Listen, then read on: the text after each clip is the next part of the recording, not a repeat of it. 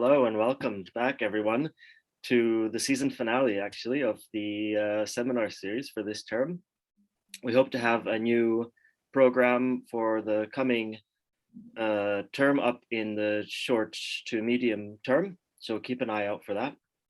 And today we will discuss a pre-circulated paper written by Miguel Herszensbaun. It's available to download, I think, on the, or actually we'll put it in the chat, is that right?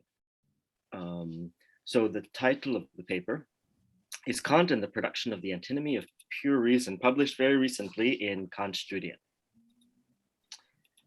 So the format is the following. We'll have Miguel give a short introduction to the paper. Then we will have a response from our first respondent, Sally Sedgwick, after which Miguel will have the opportunity to respond to the first response, and then we will turn to our second respondent and again give Miguel the opportunity to respond or to defend himself. And then we will open the floor for discussion. So if you have a question or a comment, use the raise hand function. Yeah, so click on the raise hand function, and I'll call on you in order as I see the hands go up. If that doesn't work, you can put a question in the chat or try to contact me through the chat.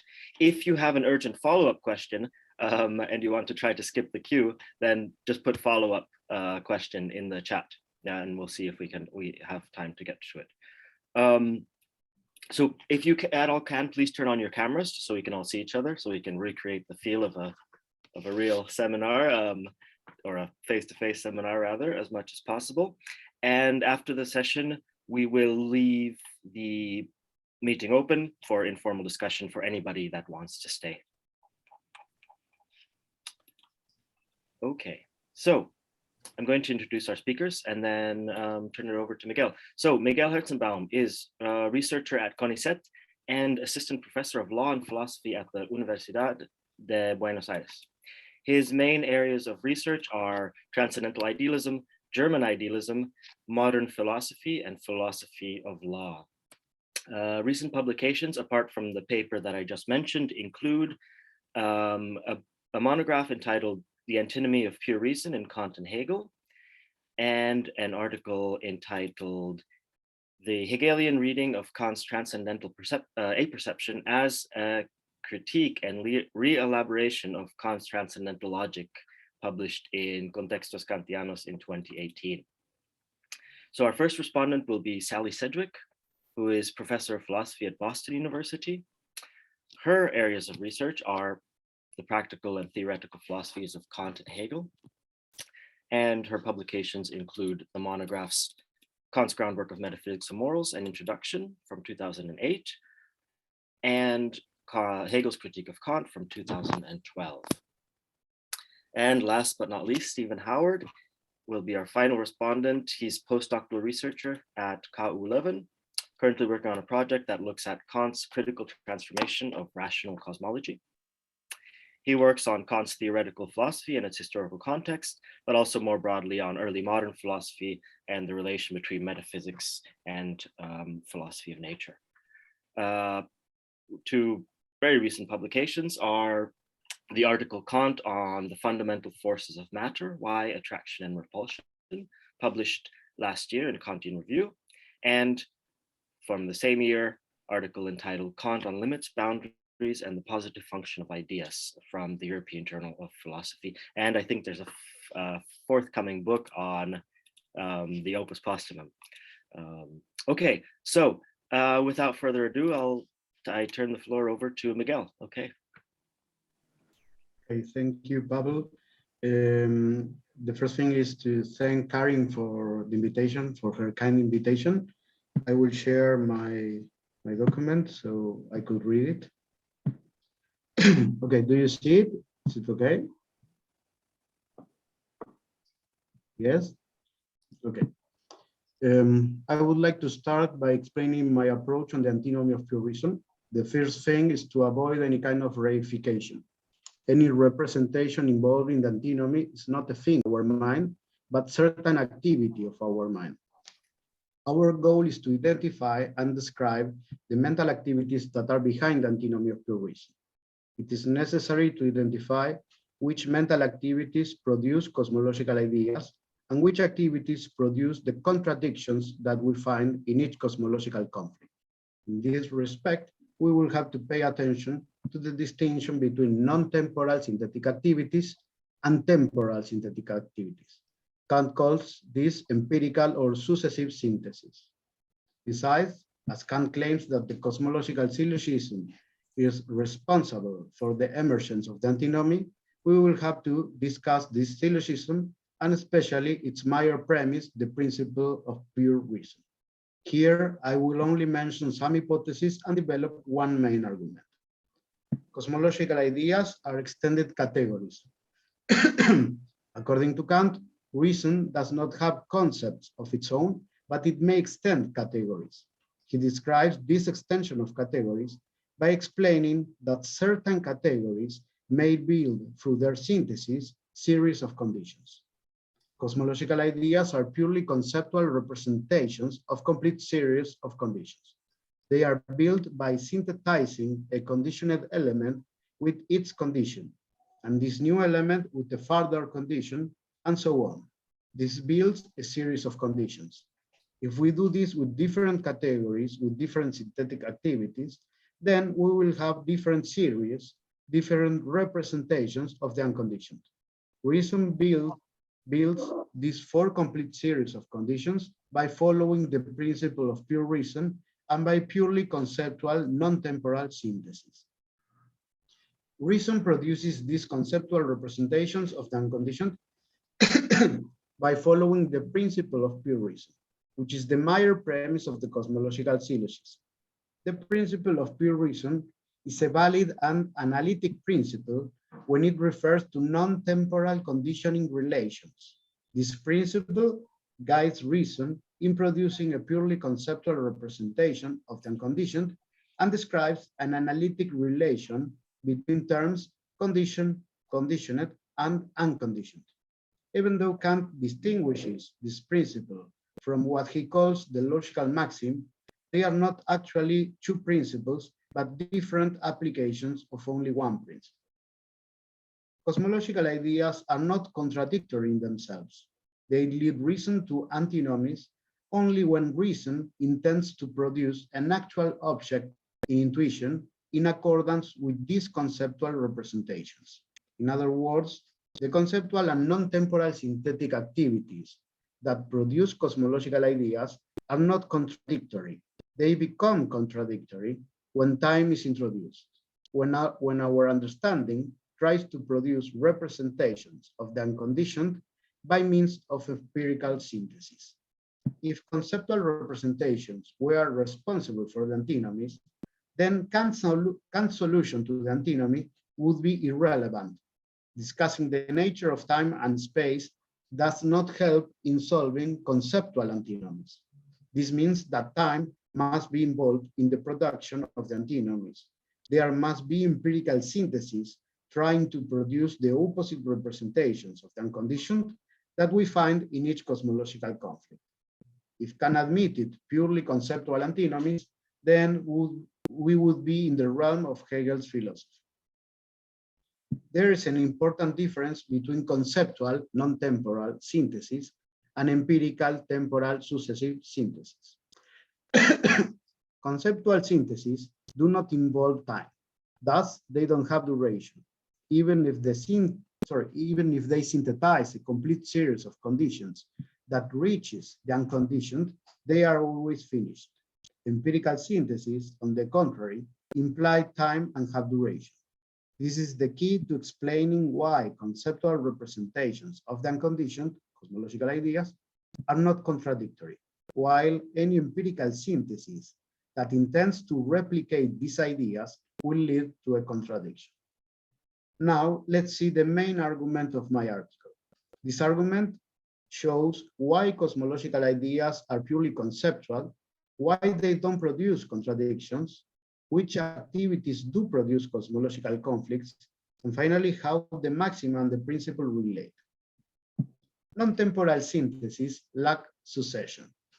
In this synthesis, we think of a conditioning relation and its relata, the conditioned element and its condition. As the connection between these concepts is analytic and there is no time involved, the condition is given altogether with the conditioner. This applies to the complete series of conditions and the unconditioned. The purely conceptual and non-temporal representation of the conditioned implies the conceptual representation of the unconditioned. This is what the principle of pure reason states, and as we see, it is analytic when restricted to noumena. So far, we are in the realm of what we can think. We are dealing with conceptual representations with subjective validity that do not refer to a real object. When reason introduces a temporal synthesis, we cannot legitimately assume that the condition is actually given with the conditioned element. Much less can we assume that the complete series of conditions is given. If we illegitimately assume this, we have to ask ourselves whether the complete series of conditions that reaches the unconditioned is finite or infinite. When we are dealing with non-temporal synthesis and elements, this distinction does not even make sense. Let's remember that non-temporal synthesis lacks succession and duration. Here we reach the unconditioned immediately, but only as a purely conceptual representation. We cannot apply to this non-temporal activity the distinction between a finite unconditioned and an infinite unconditioned. In the realm of noumena, infinite, unconditioned, and unlimited are synonyms. There cannot be a finite unconditioned. The notion of a finite unconditioned only makes sense if we are dealing with a temporal mathematical notion of finitude or infinitude. This mathematical notion of infinitude refers to a never-ending synthetic activity of addition executed on time that successively adds one element to another. This succession allows us to distinguish between infinite and infinite series and synthesis. But this distinction is only valid for the realm of sensibility. On the contrary, if the complete series of conditions or the complete synthesis are non-temporal, then it is not reasonable to call them finite in any sense or infinite in this mathematical sense. Non-temporal syntheses are always already complete, and we cannot differentiate them in regard to their finite or infinite duration. They are only infinite in the nominal sense, as a synonym of unconditioned or unlimited. Now, let's take a look at the principle of pure reason and the cosmological syllogism. The cosmological syllogism is a fallacy where the principle of pure reason, valid for the nominal realm, is illegitimately applied to temporal entities. The mere premise of the syllogism is this principle applied to noumena. In accordance with this principle, reason extends categories and produces representations of complete series of conditions. These non-temporal representations of the unconditioned are not contradictory. As long as we restrain ourselves to the realm of noumena, we do not have two opposite representations for each complete series. For example, we don't have a purely conceptual representation of a finite complete series of causes and a purely conceptual representation of an infinite complete series of causes. As we explained, a complete non-temporal synthesis can be neither infinite in a mathematical sense nor finite in any sense. The minor premise introduces phenomena as the conditioned element. In the conclusion, the syllogism applies the principle to the phenomena. Accordingly, reason requires understanding to produce force-sensitive representations of the unconditioned. But each presumed temporal representation of the unconditioned leads us to the following questions. Is this a complete given infinite series, or is it a complete finite series with the first unconditioned condition? Is this empirical synthesis finite or infinite in time? As we know, Kant rejects both possibilities.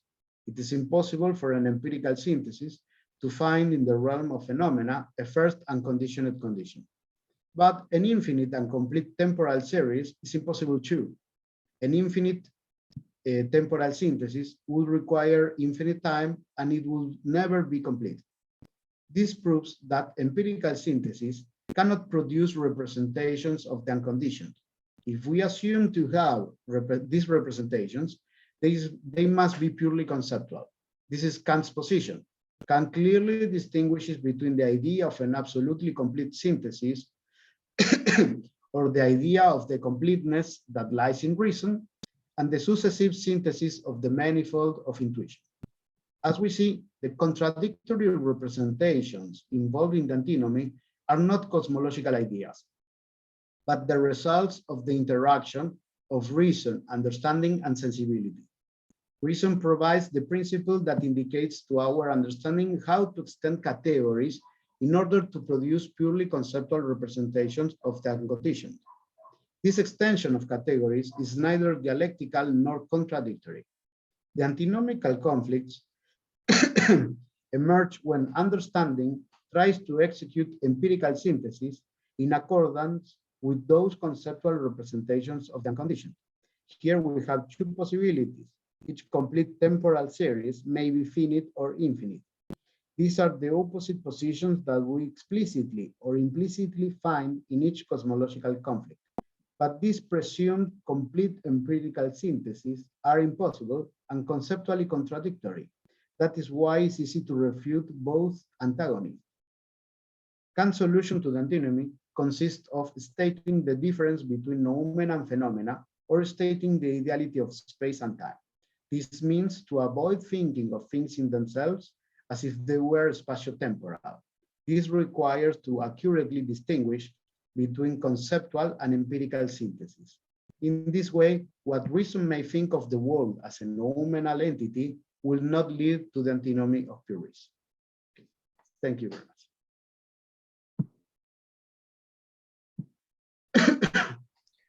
Okay, thank you very much for that introduction, Miguel. And I now turn the floor over to Sally Sedgwick.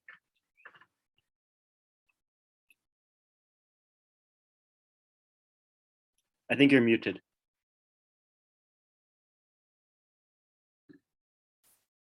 Thank you very much, Miguel. I think occasionally I will want to put passages in the chat just because I'm going to focus on certain things you say that I want to talk about a little bit more. So I hope that works.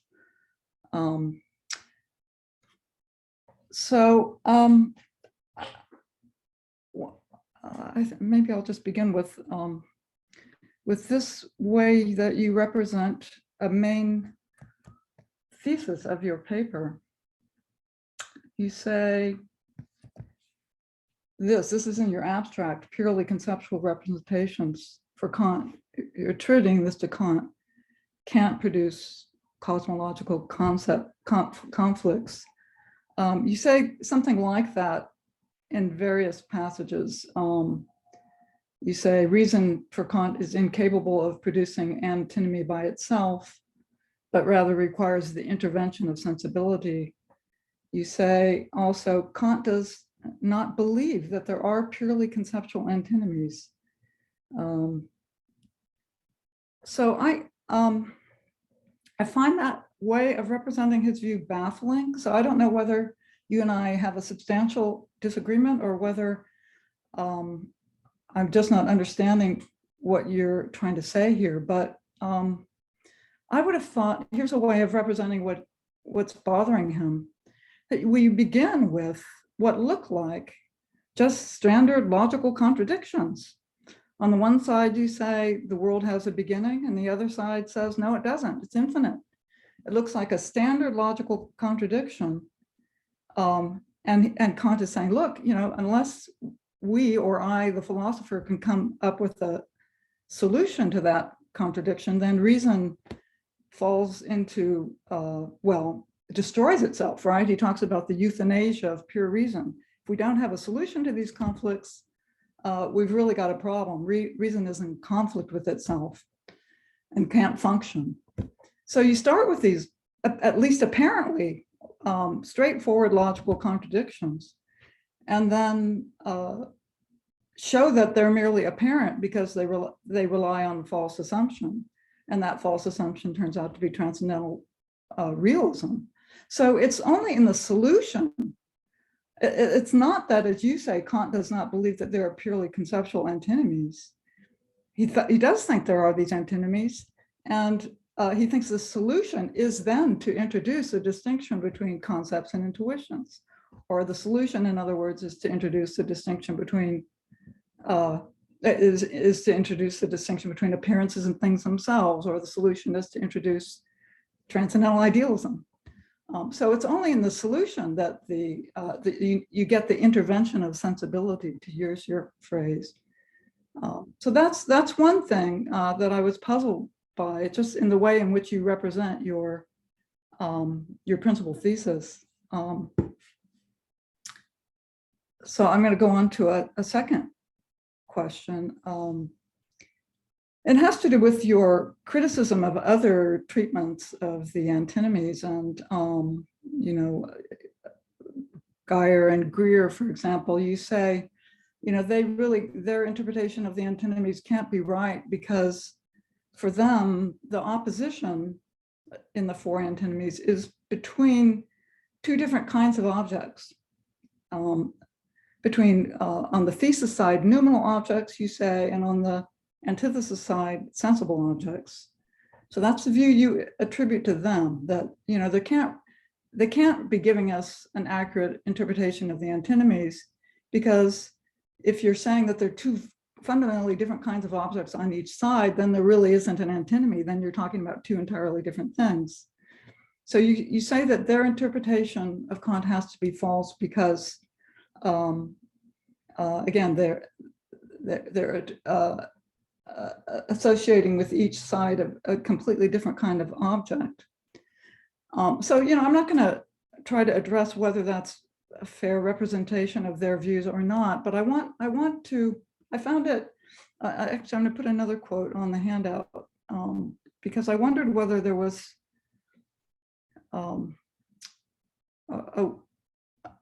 well, let me put the quote here.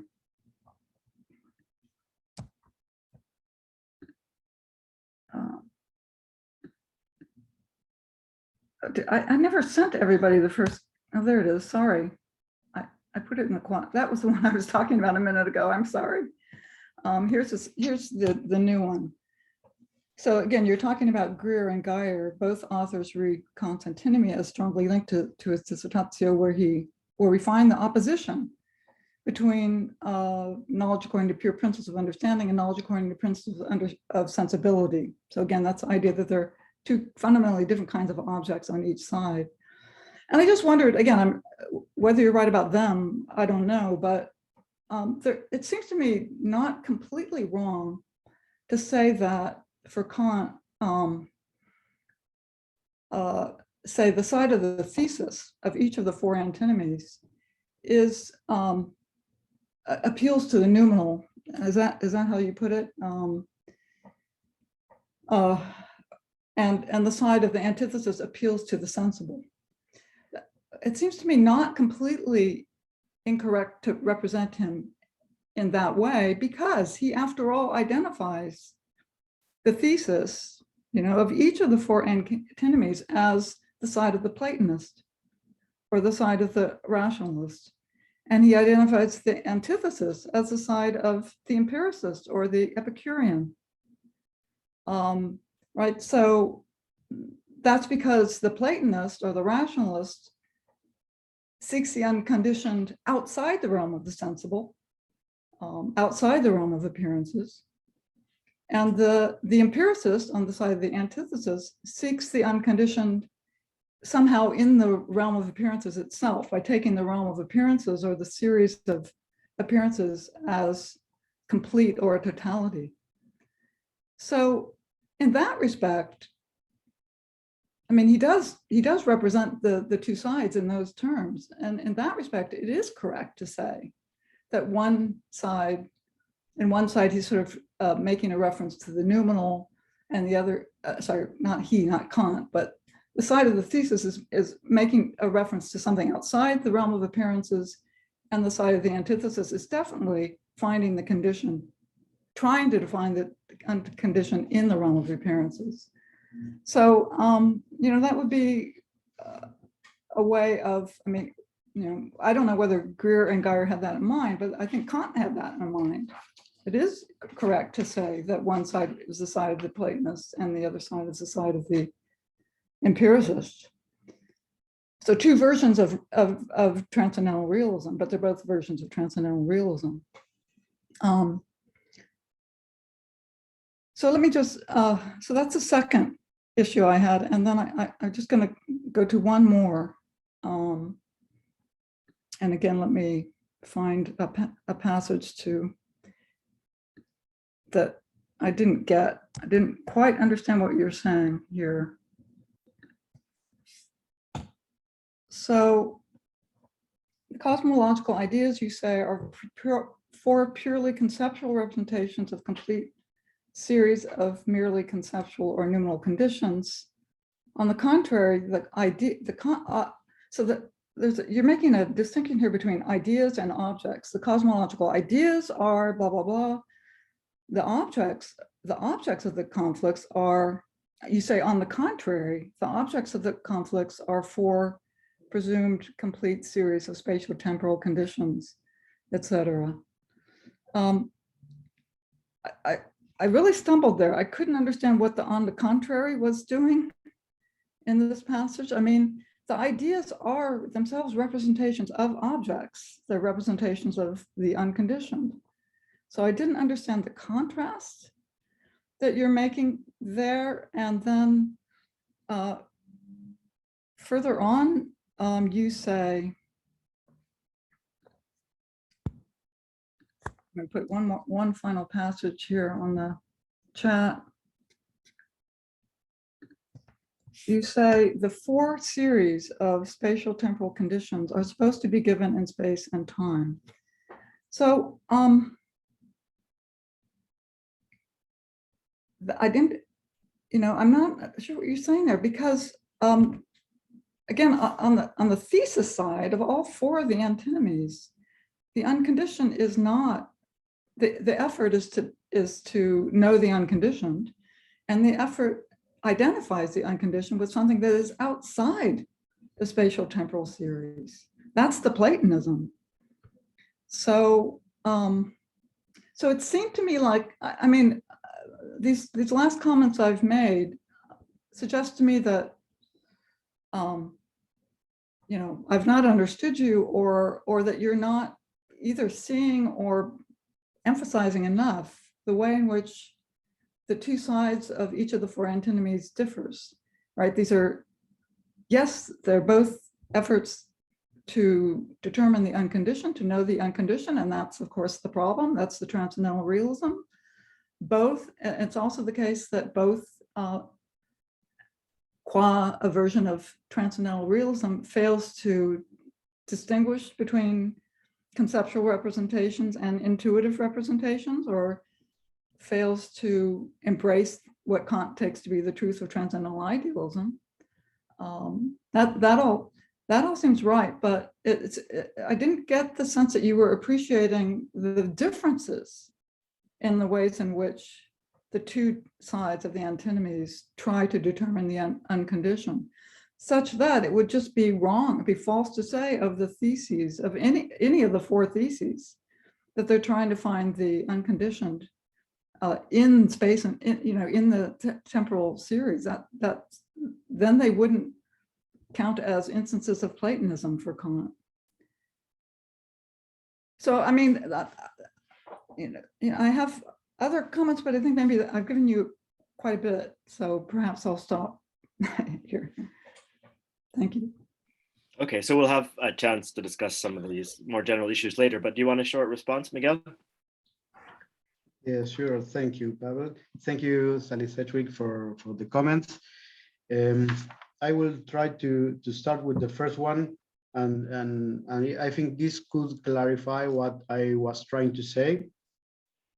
The thing is, I don't deny that these cosmological conflicts are logical contradictions. what I mean is that behind these two positions, behind these two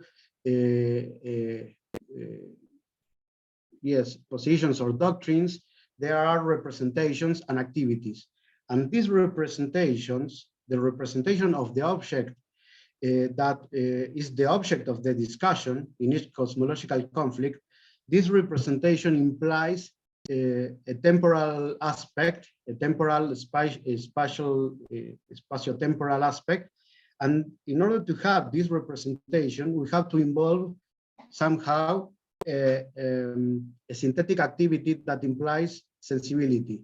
So this is what I say, what I try to say, what I intend when I say that purely conceptual representations wouldn't lead reason to the cosmological conflicts.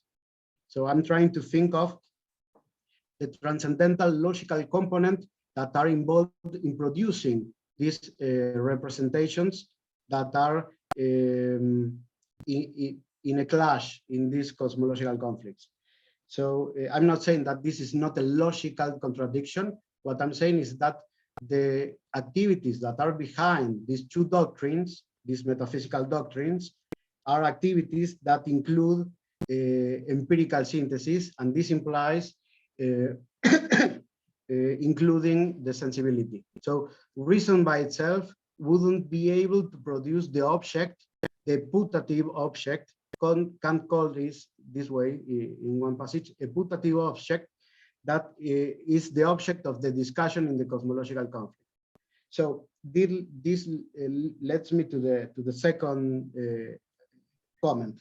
Do I get to ask just a clarificatory? Yes, quick? sure. So is the idea that because all thinking is in time, that is the idea that because it's your idea, all thinking occurs in time, so the representations are produced temporally? Is that the idea? And that's going to be true on the side of the thesis and on this? Is that the idea? I don't know if I understand correctly what you mean when you say that our thinking occurs in time. Kant describes this synthesis, the one I'm talking about, this empirical synthesis, in A for 500 and 501, around there. And he described this synthesis, this successive synthesis in the manifold, also in A 416, more or less over there. And he describes an activity that implies duration, a synthetic activity of understanding, of our understanding, that implies duration. So this activity of synthesizing is not purely conceptual. He describes this purely conceptual activity also, and he says this purely conceptual activity does not have duration, and we have in this regard, we have an immediately representation of the unconditioned. But when we do this same activity in regard to time, applied to time, we have to synthesize temporal elements. We try to build a series of conditions, a complete series of conditions, and we do this activity on time. We have to synthesize elements, and this implies duration. So this is what Kant describes. So this is what I mean when I say that this activity that is supposed to produce the object, this cosmological object we are discussing about, this activity implies time and sensibility. This is what I mean when I say that antinomies cannot be produced only by pure reason or pure reason and understanding.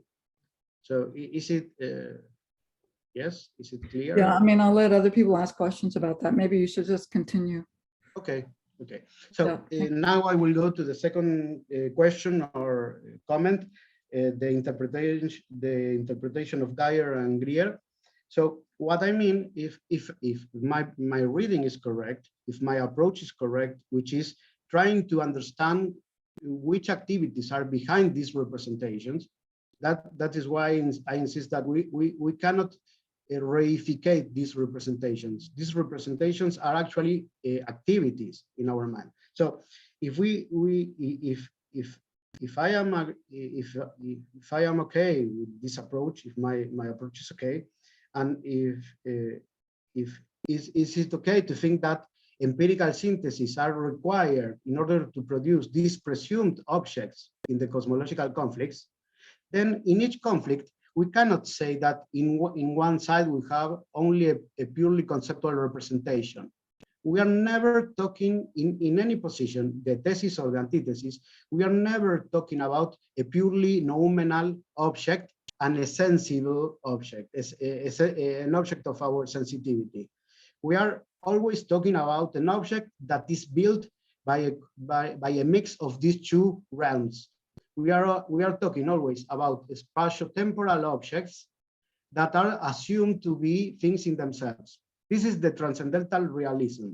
So both the rationalist, the rational dogmatism, and the empirical dogmatism, they are both dogmatists.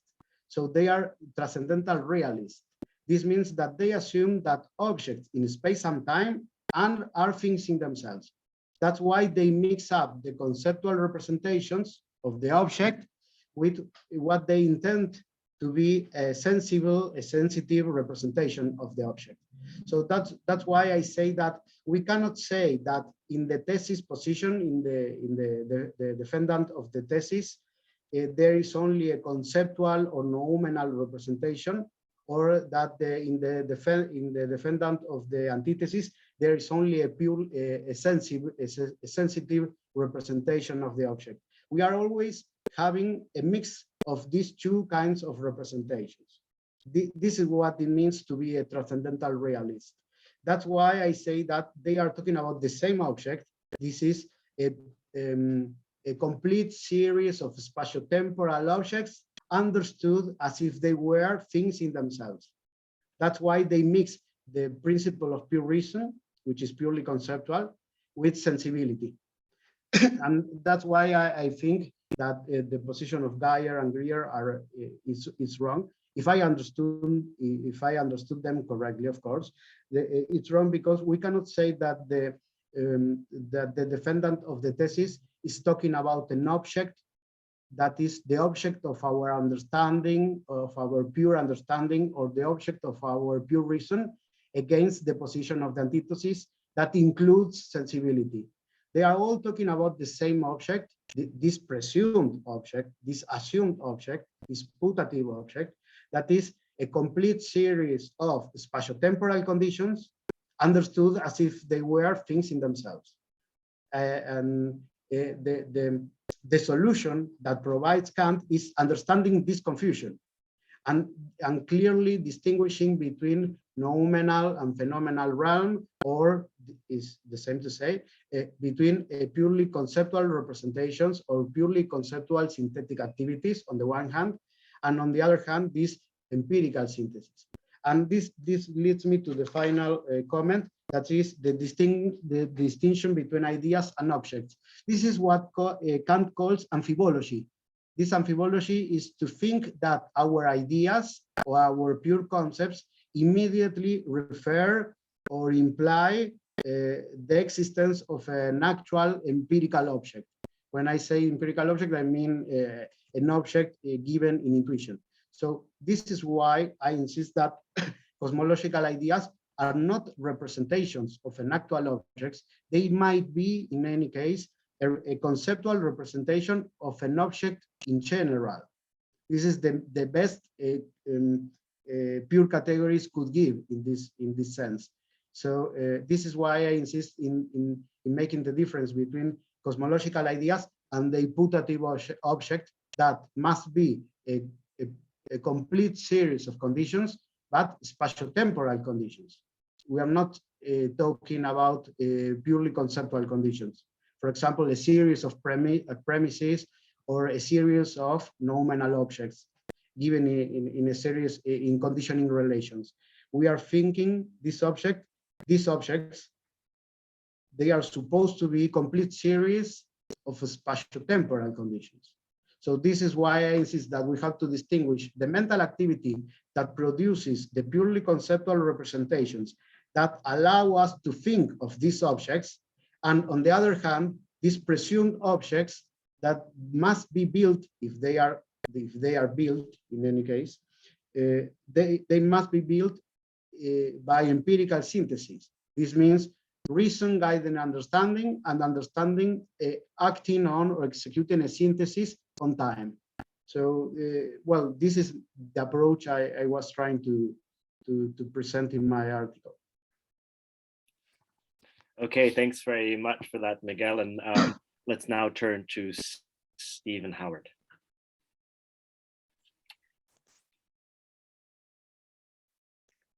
Hi. Thanks, Miguel, for your paper. It was great to see this detailed work on the antinomy. And I particularly appreciated your focus on the production of the cosmological ideas and the antinomies, and how you interpret these or examine these in terms of the cognitive activities that are at work there. I think this is definitely the right approach. And sections 4 and 5 in particular, where you develop the core of your interpretation, were for me very illuminating and gave me lots to think about. And I particularly like something which you didn't mention in your summary, which was how you distinguish the cosmological ideas from their objects. So on the one hand, the ideas and their objects involve two different kinds of series, either series of conceptual conditions or of spatio-temporal conditions. And on the other hand, two different kinds of infinite are involved. The broad sense of the unlimited and the narrow sense of the mathematical infinite. I'm not going to talk about this. I just mention it because this is was not in your summary, and I think this is extremely illuminating. So I'd encourage people who haven't read Miguel's article to particularly look at these discussions at the end, and also the contrast with Hegel's critique of Kant, which I found very interesting. I have questions then about two issues in the paper. The first is to do with section 3 and the appendix to section 3. I wasn't sure why you characterize the logical maxim and reason's principle in the way that you do. So firstly, I want to outline what I take to be the standard way of understanding the issue, which is also how Miguel initially presents it, and then I'll ask why he diverges from this. So with regard to the unconditioned, Kant distinguishes between a logical maxim and a principle of reason. And the clearest passage in which Kant does this is at A 207-8, B 364, which Miguel quotes on page 509. Marcus Wilczek calls this the transition passage, and he dedicates the first half of his book to examining it. And Wilczek, following Kant, uses the terminology of the logical maxim and the supreme principle. Kant uses this phrase supreme principle immediately after the passage cited by Miguel. Michel Greer calls these two things P1 and P2, and Ian Proutes in his recent book calls them P and D. So I mean, this distinction is absolutely key to all of the recent books on the dialectic, I would say. And I think it's best to use Kant's own terminology, so I'm going to talk about the logical maxim and the supreme principle. So I think it's well established by these interpretations that the maxim is, in line with its name, a command or an injunction directed at the way that we act. Namely, that we should search for the conditions of any conditioned thing. And this maxim is grounded in the nature of human reason on Kant's account. The fact that reason always asks why and seeks a complete explanation of everything. And there are no problems with the logical maxim because it is merely a maxim. It makes no claims about whether one can find any conditions, only that one should search for them. And then beyond this mere logical maxim is the supreme principle of pure reason. The principle states that when the conditioned is given, the whole series of conditions is also given. And this supreme principle makes a substantive claim about the existence of the series of conditions for any given conditioned thing. So Miguel, you initially state this sort of standard distinction on page 509-10, but then you move to a new distinction between a narrow and a broad logical maxim, where the maxim is narrow when it's applied to non-temporal entities or things in themselves, and broad when applied to empirical objects. And what I wanted to ask about is that I'm not sure what happens to the distinction between maxim and principle in your subsequent discussion. And I wonder whether it'd be better to retain a clearer distinction between them. You say on page 512 and 514 that the major premise of the cosmological syllogism is the same as the logical maxim in its narrow sense. So that's the maxim when applied only to concepts or to things in themselves. But on my reading of the maxim or the standard reading, this wouldn't be correct, because the major premise of the cosmological syllogism is, if the condition is given, then the entire series of all its conditions is also given. So this major premise, the starting point of the cosmological syllogism, is the same as the supreme principle, because it's a statement, not a maxim guiding our activity. And as your discussion continues on page 514 to 16, your language oscillates between talking about the maxim and talking about the principle. And I think this is intentional, because on page 522 and 523, you say that the maxim and the principle are not two different things, but different applications of the same principle. And this comes in the context of your criticism of Wilczek on logical and real conditioning relations. But I want to set that aside. I'm not sure that's relevant to my point here, because what I just want to stress is this distinction between a maxim and a principle. And it seems that in your reading, the maxim character of the logical maxims disappears. The fact that it's not a principle, but an injunction directed at our activity. So you write on page 523 that the logical maxim states the existence of the unconditioned for the realm of the non-temporal. Whereas on the standard view, which I think is correct, the logical maxim doesn't state anything about the existence. It simply tells us to search for the unconditioned. And you then say at one point on page 516, this is when you list the narrow logical maxim, the broader logical maxim, and the synthetic principle. You say that the synthetic principle of pure reason is the same as the logical maxim. So I wonder why then you use this terminology at all. So my first set of questions then are, why do you absorb the logical maxim into the supreme principle, as if I understand you rightly, and interpret it as a statement and not a maxim? And isn't the standard interpretation of the logical maxim as an injunction helpful for understanding Kant's position? And why do you continue to distinguish between the terms maxim and principle, or even use them at all, if you equate them with each other?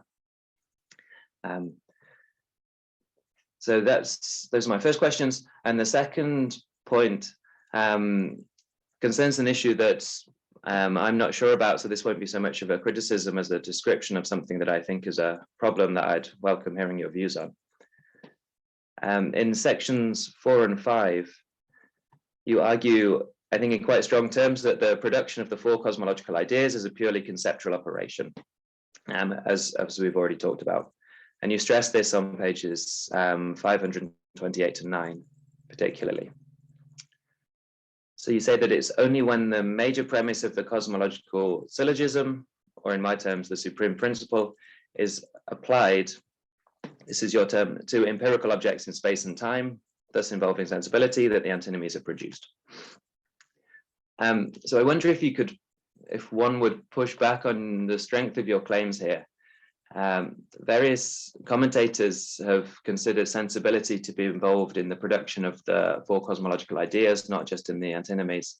You mentioned some of these commentators in a footnote on page 529.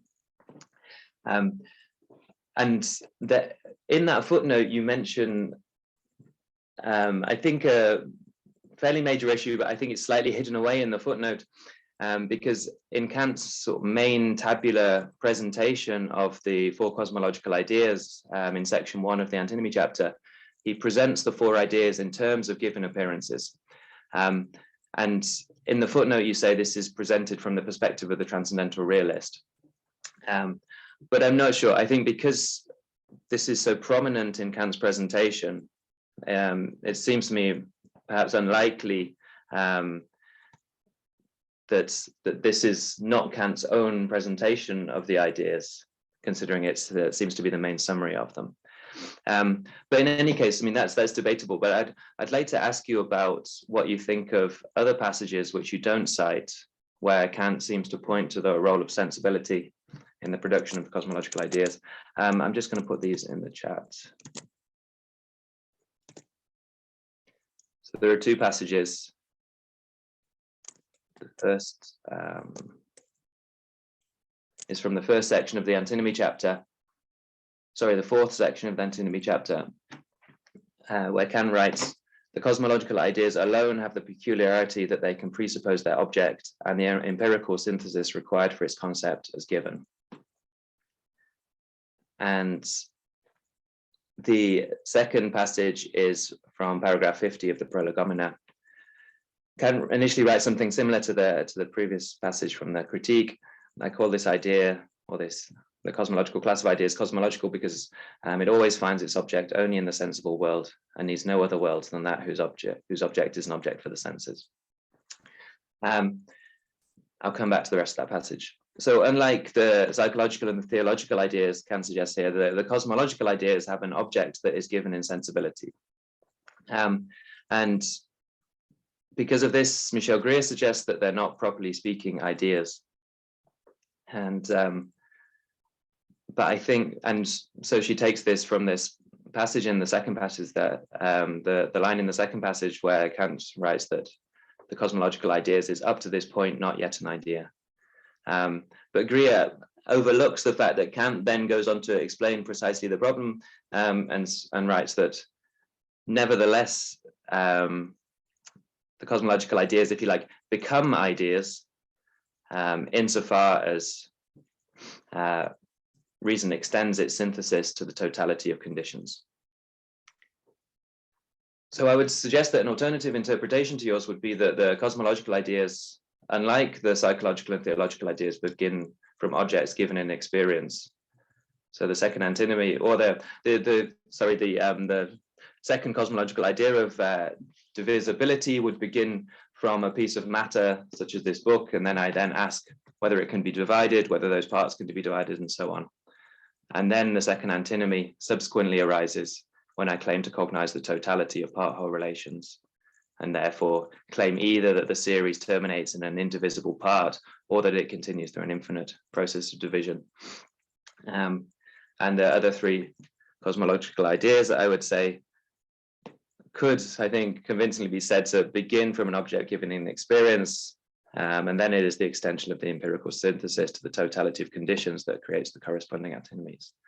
So at the least, I think it would be desirable to be able to square these passages with the aspects of the production of the cosmological ideas that you demonstrate well, that they're produced by extending pure categories to an unlimited series of conceptual conditions. So my question then is just, what do you think of these passages? Do you think it would require you to weaken your claims in any respects? And if so, what do you have any thoughts on how that interpretation might proceed? Thanks.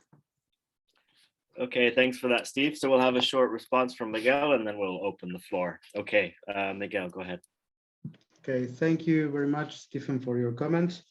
I will start with the distinction between the logical maximum and the supreme principle.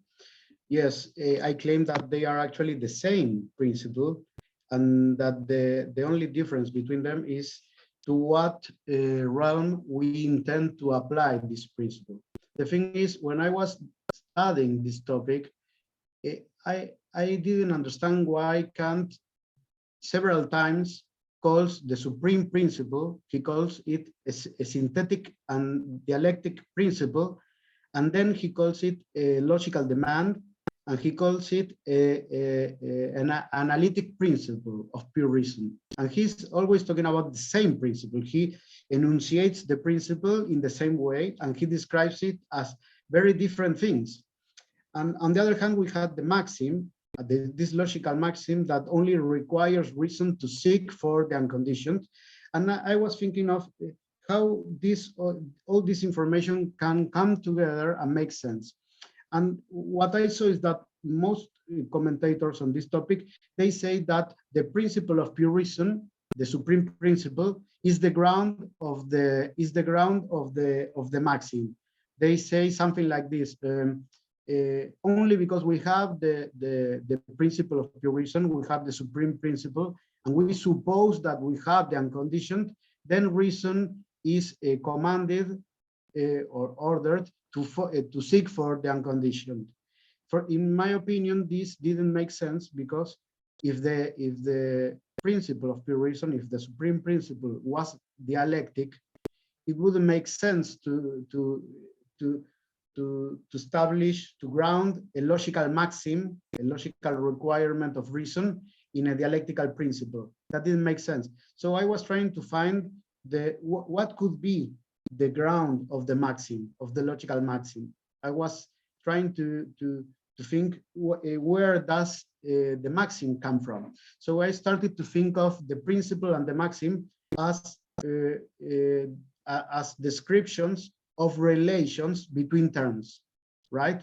For example, the principle of pure reason, the supreme principle, might be analytic if we think that the relation between the conditional and the condition and the unconditioned is an analytic relation. And I asked myself, in which case this would make sense? In which case could we say that the conditional immediately analytically refers to the condition and to the unconditioned? And I thought, well, maybe if we take these terms as purely conceptual terms that are not referring to to something given in intuition, in time, because when we are dealing with temporal entities, this is a description of what Kant says around A505. This is a description. I'm not making up anything. This is a description. He says that when we have elements given in time, we cannot assume that the conditional element is given altogether with its conditions, because the condition must be successively actually given to our sensibility.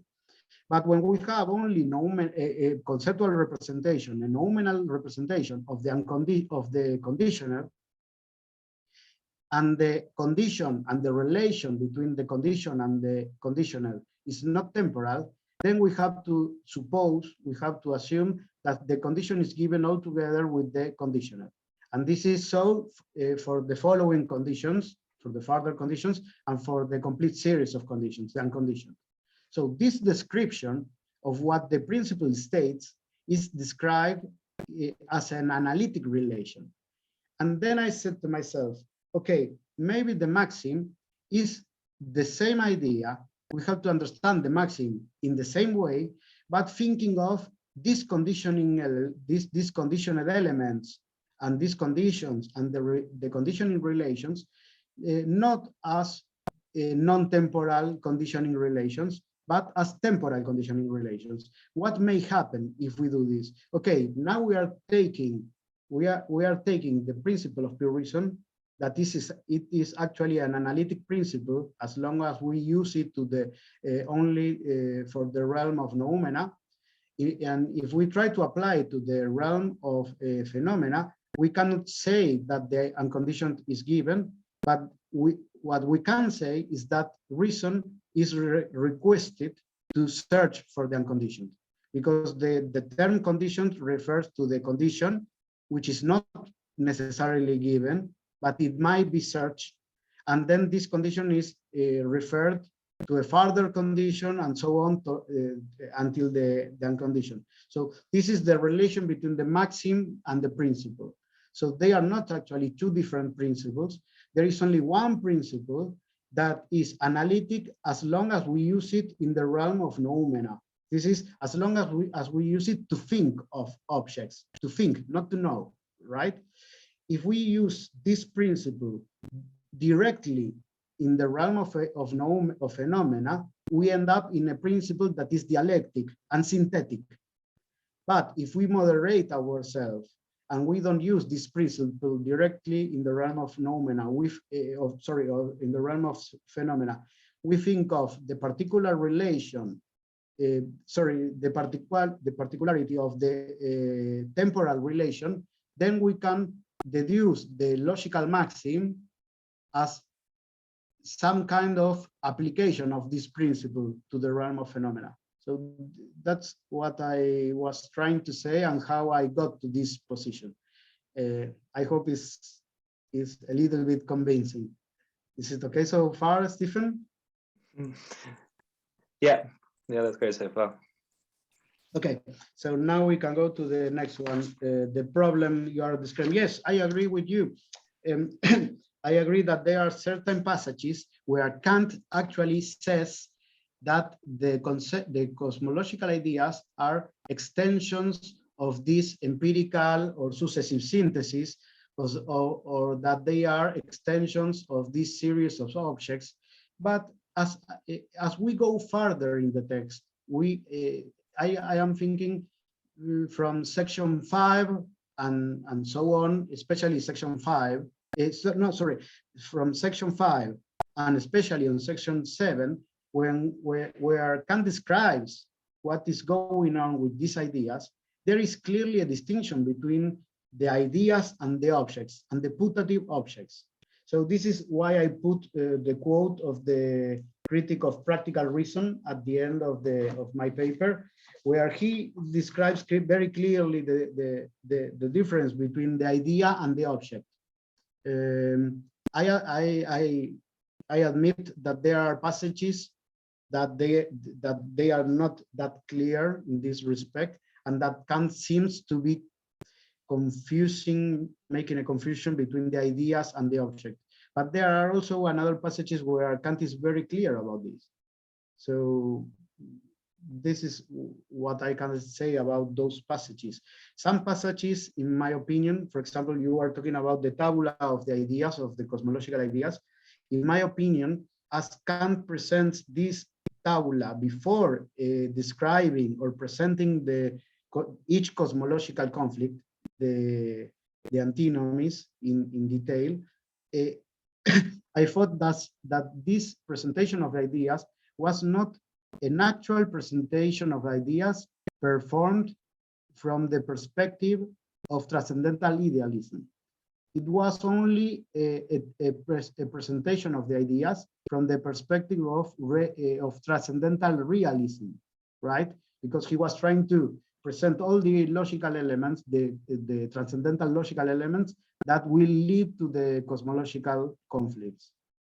So that's the way I understand why Kant presents these ideas, introducing temporal spatial elements.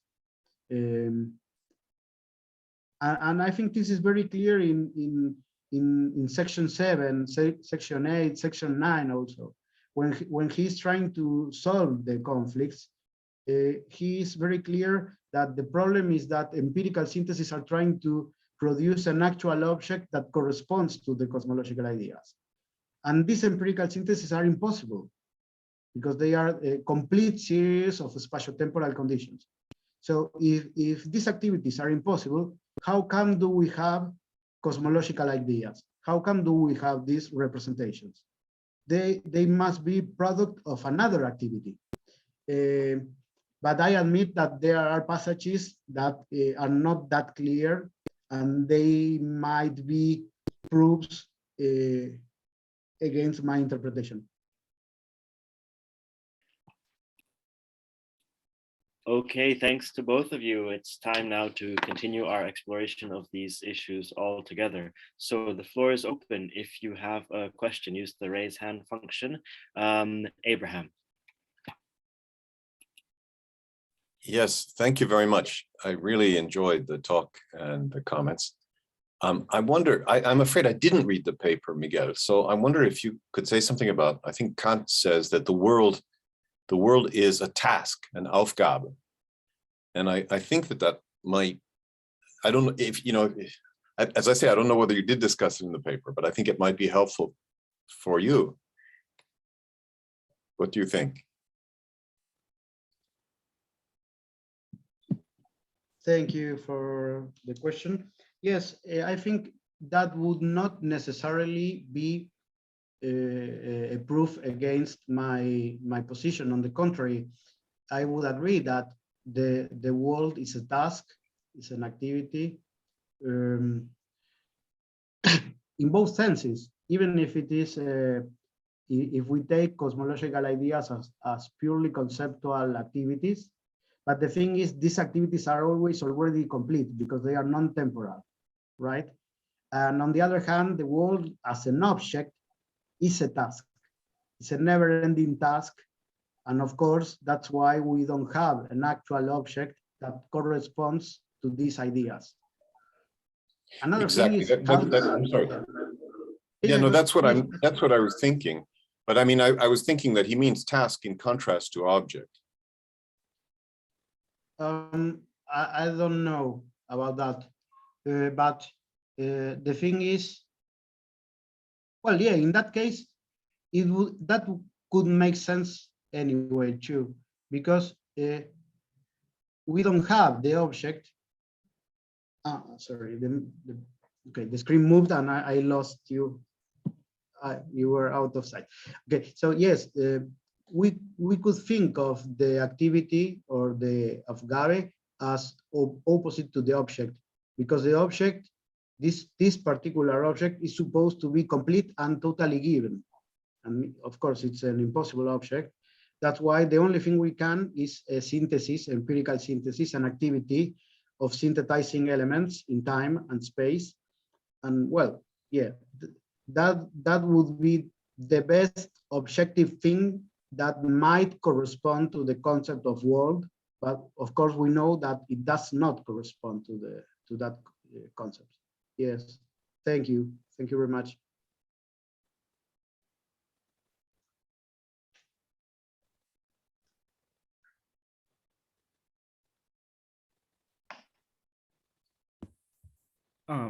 I guess I'm next.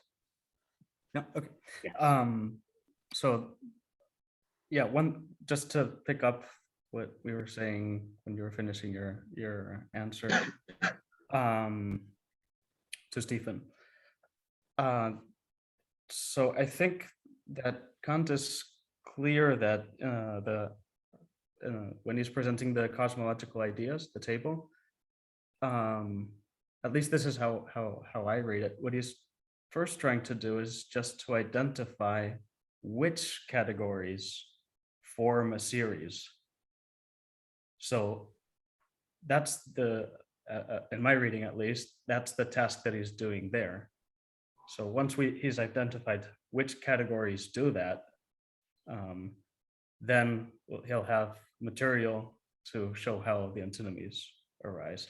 So when you're talking about categories, or when Kant talks about categories, he can legitimately talk about applying them to sensible things. So that's just something that came to mind, which might complement what we were saying before. My main question, it's just a detail in the paper, which sort of May I answer to that question first? Sure. Yes, is it of course. okay if I do that? Please. Yes, Pavel, is that okay? Sorry, yeah, go ahead. Okay, so yes, I understand your position, but the thing is that the tabula actually describes categories and elements in space and time. Mm-hmm. So I would agree with you that the first thing to do, according to A416, no, sorry, A406 or 407, the first thing to do is to describe which categories are capable of producing series of conditions. But the thing is that the tabula doesn't do actually only that. Mm-hmm. He describes the categories, but he also introduces spatiotemporal elements, and that's a problem. Unless okay, so it's a problem for my interpretation, but the explanation I have is that Kant is trying to introduce the objects, the objects that are in dispute in each cosmological conflict. He's trying to present the objects that transcendental realists call them rational dogmatists or empirical dogmatists, that they claim that they exist. So this is what and one other thing to say about that. Even though we are using categories, when we extend categories, we are extending pure categories. So even if we are using categories, it doesn't mean that we can apply them directly to an object, because we are extending categories. And this is something that the pure understanding can do, but this is not a thing that the understanding, when applied to phenomena, can do. I right? completely agree. So there is Kant calls this passage from going from the idea to the object, he calls it amphibology, which is some kind of mistake, right? So sorry to interrupt, but I wanted to answer this thing before going to another topic. Good. Yeah, I thank you. I completely agree. Yeah, my main question, it's just a detail in the paper, and it sort of perplexed me, and I wanted to ask if like what's going on there.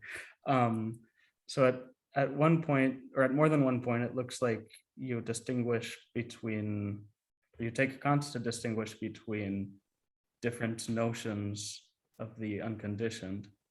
So for instance, on page 542 of your paper, you state this, that there is more than one notion of the unconditioned. But then in the conclusion of your paper on page 546, you say there is one notion of the unconditioned. So I just wanted to hear more about that.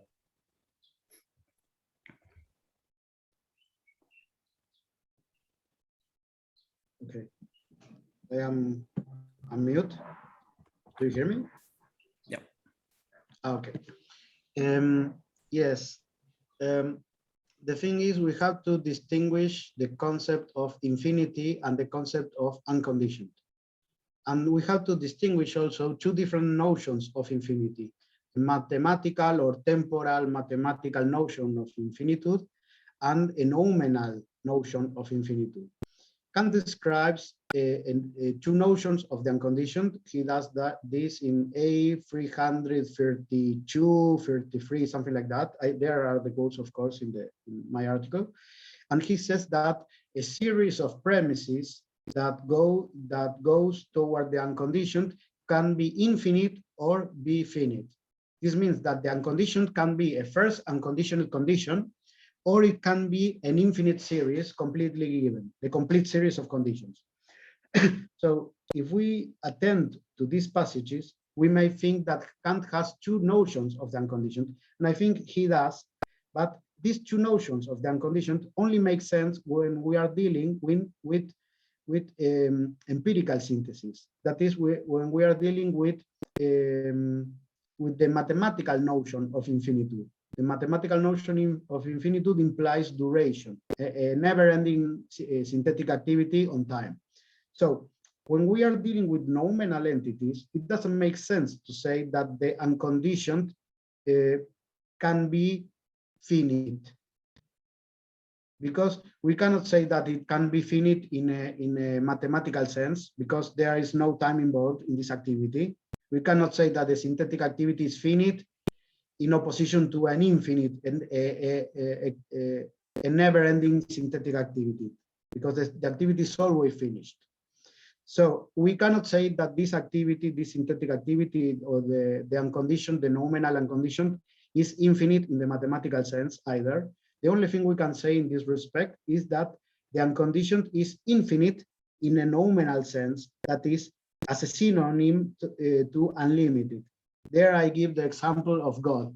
When we say that God is unconditioned, or that God is infinite, we are saying that God is unlimited, is the condition for the existence of any other being, and is not conditioned by any other being. But we are not saying that is infinite in time or in duration, right? So in this way, what I try to show is that when we are talking about noumena, we cannot distinguish between two concepts of the unconditioned, a finite unconditioned and an infinite unconditioned. This doesn't make sense. When we are dealing with phenomena, when we are dealing with temporal objects, there we can think of infinite series, finite series in time, and we can think of the unconditioned as infinite, as a never-ending activity, and we can think of the unconditioned as finite. So this is how, why I explain, what I'm trying to say is that I'm not saying that Kant has only one notion of unconditioned. What I'm saying is that when Kant is dealing with purely conceptual representations, there is only one notion of the unconditioned that can neither be finite in any sense or infinite in a mathematical sense. infinity and unconditioned in the realm of noumena are synonyms. But when we apply the conceptual representations or the rational representations to the phenomena, there we can make the distinction between an finite unconditioned and an infinite unconditioned.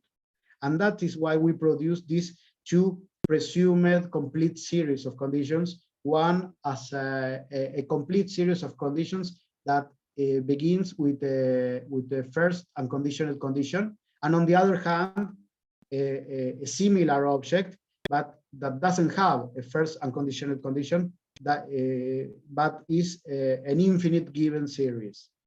So this is how all these concepts work together in order to explain the antinomies, right?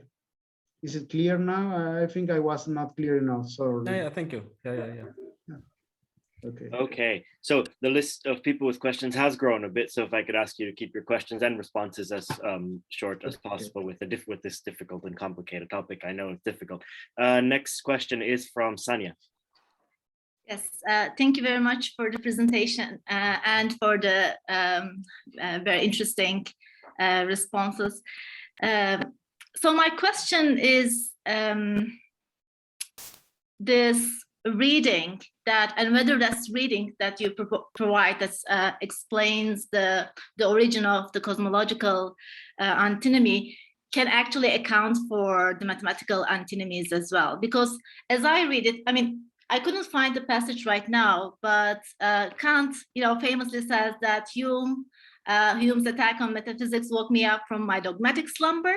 But in a letter to someone I couldn't find now, he also says that the antinomies of pure reason actually woke me up from my dogmatic slumber. And so there has to be a connection between the two. And I think the connection is that, look, Hume, in a sense, shows that this concept of causation, right, this concept that originates from experience, should only be that actually originates from the experience of repeated, constantly conjoined ideas, should only be used to talk about those kind of ideas. So in a sense, he's limiting the use of the proper application, the sphere of proper application of that concept. And it seems like that kind of inspired Kant and said, look, we have space and time and the categories of understanding, and yet they should have a proper sphere of application. And when we misapply them to things that are not proper objects of experience, then we end up with antinomies. So it's all about, setting the limits, setting the sphere of, the proper sphere of application of these categories plus space and time. So it's not only just space and time, because when you look at the antinomies, you'll see that the first antinomy is about, misapplying space and time to the idea of reason world. The second antinomy, misapplying the concept, the category of substance. And, again, and the third antinomy is about the concept, the category of causation, misapplication of the category of causation. The fourth one is the misapplication of the category of necessity. So it seems like it's not just about spatiotemporal synthesis of things, but about misapplication of, I think this is kind of a follow-up of Eric's question, of categories plus space and time, which are merely forms of our faculties, to the ideas of reason. So it seems like this way of reading the origin of, I don't know, I mean, do you think that this reading kind of conflicts with your interpretation, or you think that you will basically agree with that? Because it seems to me that you're focused on space and time and not the categories, maybe, is what was missing in my view. So it's more of a general observation than a question, but thank you. Oh, thank you. On the contrary, I think we are saying the same. We are saying exactly the same, but with very small differences. I have to pin you because otherwise the screen will be moving. And okay, now I see it. Okay, so we are saying actually the same with very small differences. One difference is could be that you say, well, the first antinomy is about misusing the concept or the representations, let's say it properly, of space and time. I would say in any of the antinomies, we are misusing the representations of space and time, because because we are asking about the first cause in time, for example, in the third one, or we are asking about an infinite series of causes in time. The answer to the antinomies is to understand that the world is not an object given in time. So then we have the representation of the unconditioned outside time, and then we have we have to admit that there is not a complete object, a complete series of spatiotemporal conditions that corresponds to our idea. So, and in regard to another aspect of your question or your comment, I agree that they are, each cosmological conflict is grounded in a misuse of categories. Yes, I agree with that, because we are using the categories, the pure categories that are extended, and they are supposed to be used to think of, only to think, right? To think of noumenal entities, and we are trying to apply them to spatiotemporal entities and build a complete object, a complete and unconditioned object in space and time. So yes, I think we are describing the same topic, the same approach, with slightly different words, and maybe with paying more attention to one element or the other. But I think we are saying the same. Okay, the next question is from Jesse. Great, thanks. I want to just clarify, I had a clarificatory question about something you raised at the beginning of your presentation during your sort of correspondence with Stephen. So you have a focus on not reifying objects in the antinomies. You're focused on how the antinomies arise from sort of attempts to produce an object in intuition starting from an activity. I wanted to ask about how that might work in the one of the mathematical antinomies, the second one on divisibility. You briefly addressed this, but I can understand how the antinomy sort of arises for the dogmatic rationalists. They take the activity of dividing matter, and they say that you can infinitely divide matter from sort of their ability to divide sort of space. I'm sort of curious how the thesis occurs for the dogmatic empiricists, though. What sort of activity are they performing? I felt under the impression that the empiricists might just, let's start with a symbol that we can produce matter from. That's what I was curious about. Okay, so I don't know if I understood you correctly at the end of your question, but the thesis is not the empirist, the dogmatist, the empirist dogmatist. The thesis is the rational dogmatist, right? So, well, maybe I mishear you. Sorry, but yes, I must have been mistaken. Sorry. No, it's okay. It's okay. Don't worry. Okay.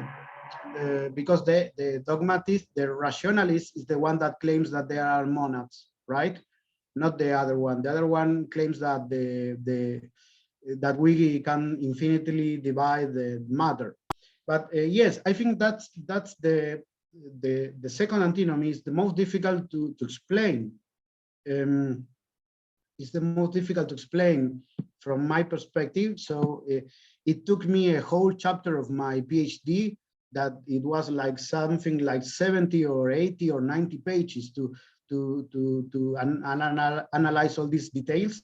But the thing is, what we have behind these putative representations, these putative objective representations of a complete division of matter, is an activity, is a purely conceptual activity of dividing. And we can explain this activity of dividing by analyzing what we think of in each category of quality. The categories of quality are related to what Kant calls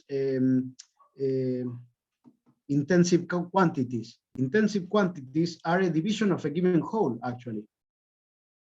When we look at the principles of the principle of pure understanding, they are I don't recall if they are the analogies. No, not the analogies of the axioms.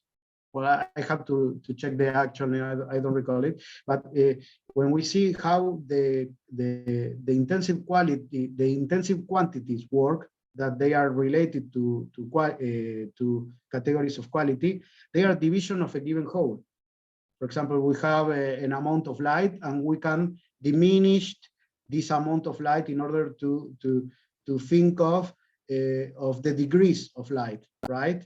And this is the same somehow as dividing a given object in elements.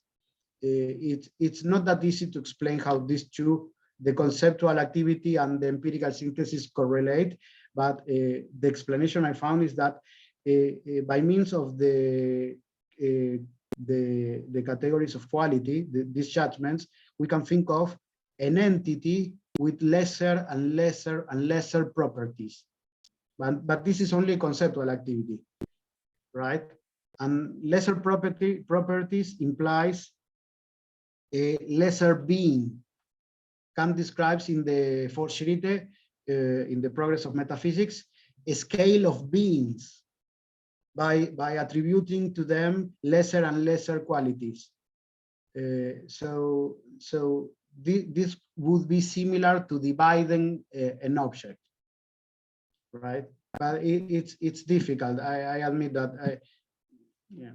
The bad thing is that I have written much about this, but in Spanish.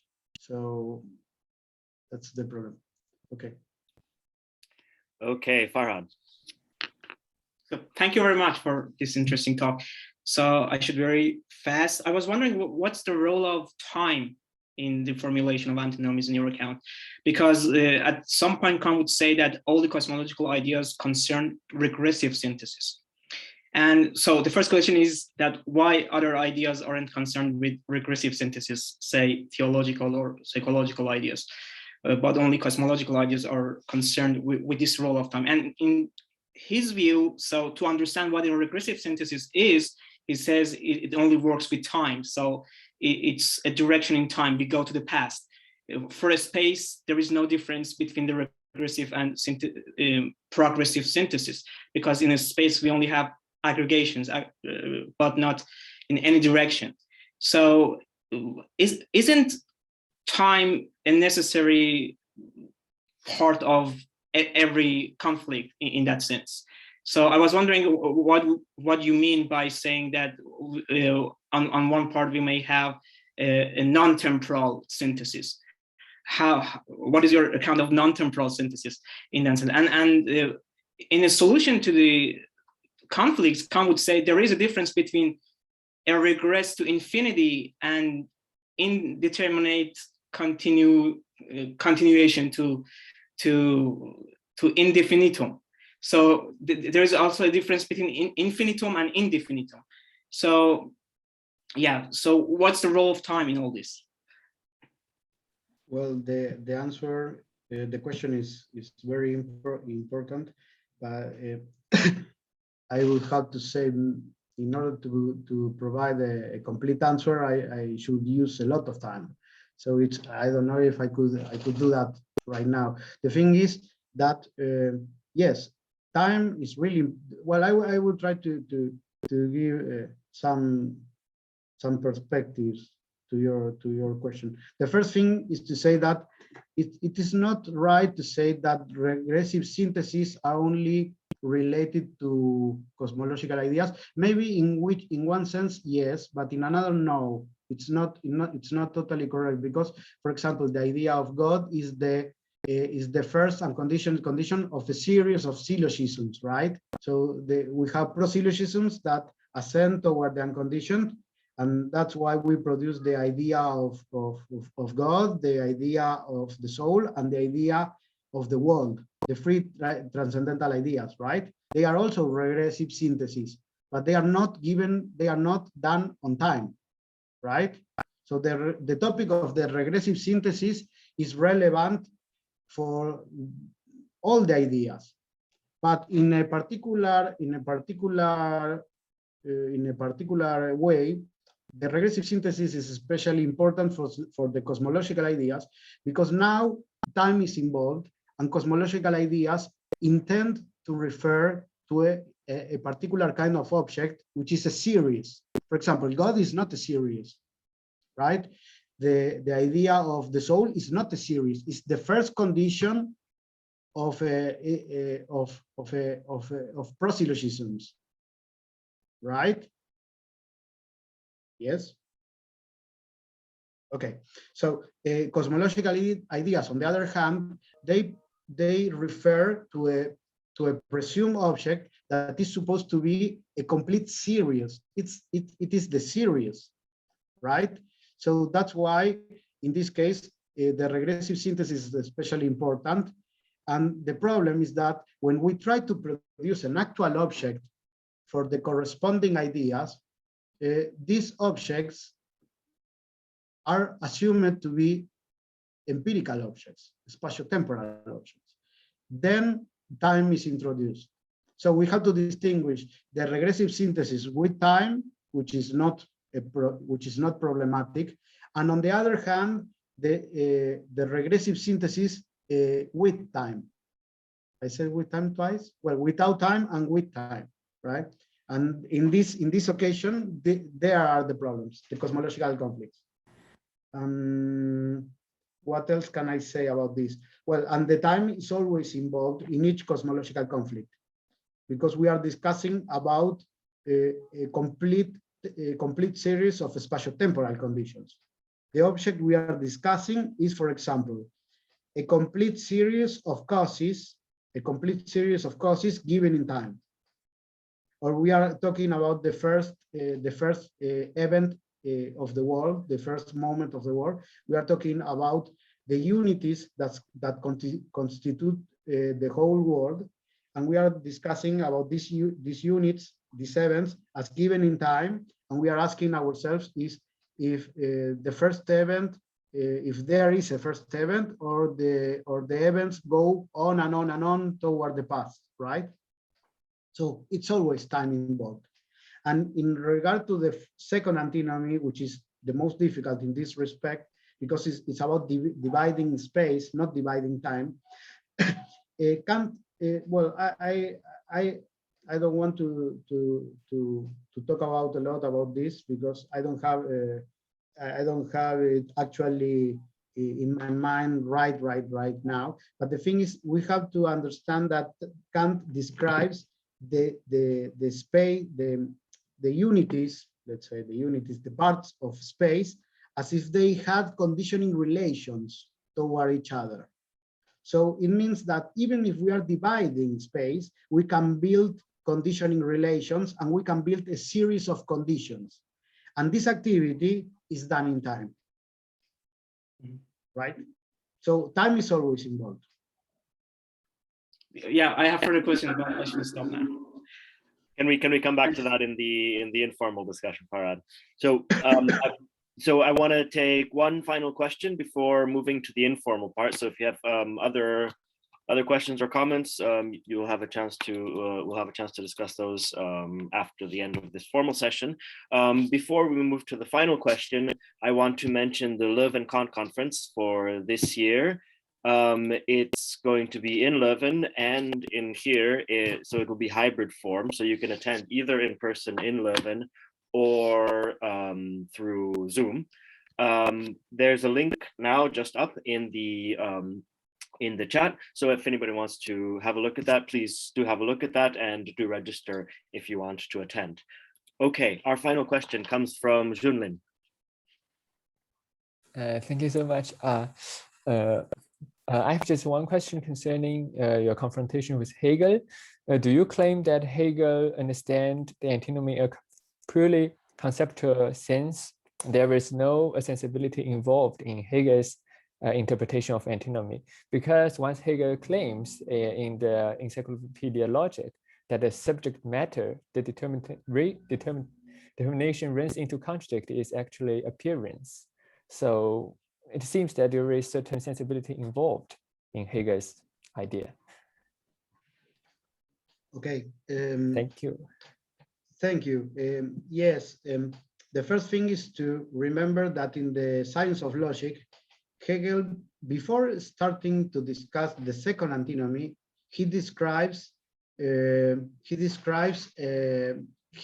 general position on the topic, and he's very clear about this. He says Kant discovers something that is essential to reason, but he misunderstands his discovery.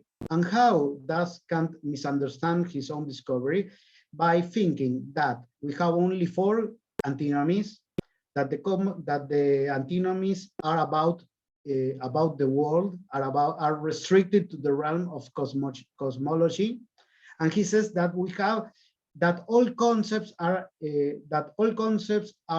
antinomical, and he also says that the antinomies do not, that the actual antinomies do not deal with matter, substances, space, time, and so on and so on and so on.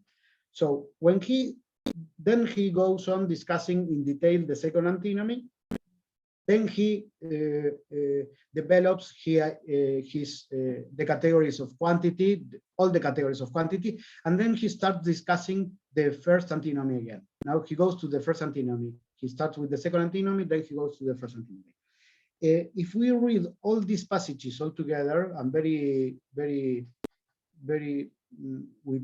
I pay a lot of attention to the details, and then we go to the end of the doctrine of the essence, when Kant describes the causality and the how do we call it, the reciprocal action.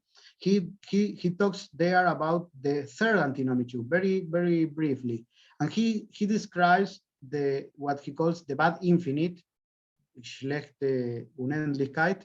He describes the bad infinite, and he says this very similar things about this schlechte Unendlichkeit, that about this bad infinite that he talked during these passages between the second antinomy and the first antinomy when he is talking about the categories of quantity. The thing is that the antinomy of pure reason, the Kantian antinomy of pure reason, is actually a bad infinite. He's thinking of the infinite or the unconditioned in an incorrect way.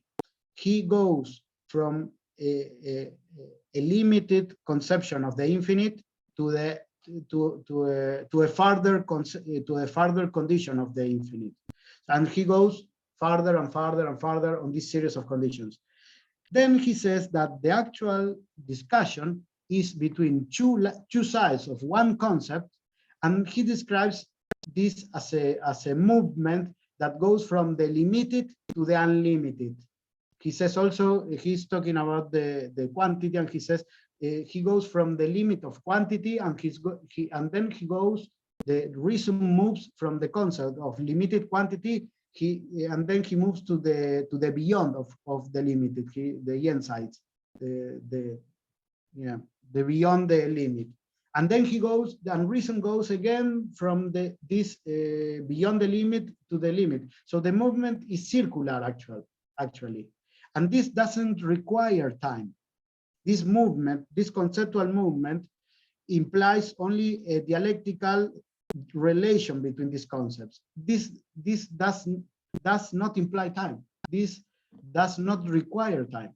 So this is what I say, what I call the conceptual antinomy, the conceptual explanation of what Kant thought were sensible antinomies. Kant mixed up sensibility, understanding, and reason when while the actual antinomies are produced by purely conceptual concept by concepts. And when you say that the antinomies are produced because of the appearances, we have to understand the term appearances in the Hegelian sense, not in the Kantian sense, right? So this does not imply that antinomies depend on time. or space or sensibility. I think that Hegel is very clear about this. He talks about this in several passages in the Science of Logic, in his lectures of history of philosophy. He talks about this in the Encyclopedia, and well, we should check that passage in order to think what Hegel might be saying there specifically. But yeah, thank you very much. Okay, speaking of time, we're out of it, and that brings the formal part of our session today to an end. So join me in a round of applause in thanking our speakers today, Miguel, Stephen Howard, and Sally Sedgwick. So thank you very much. And to our audience and to our questions. So as mentioned, we're going to move now to an informal discussion for anybody that is able to stay. I think we have a comment in the chat as well to discuss in this session. And thank you very much, and see you at the next one and at the Leuven Kant seminar, hopefully.